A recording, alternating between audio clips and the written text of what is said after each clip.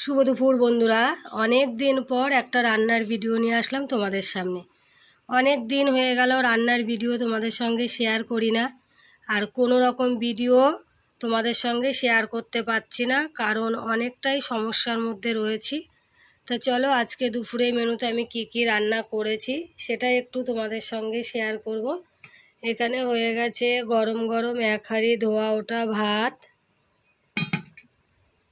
আর সাথে এখানে করে নিয়েছি ডিমের কালিয়া করে নিয়েছি। আর এখানে আছে করলা ভাজা আর ভেন্ডি ভাজা।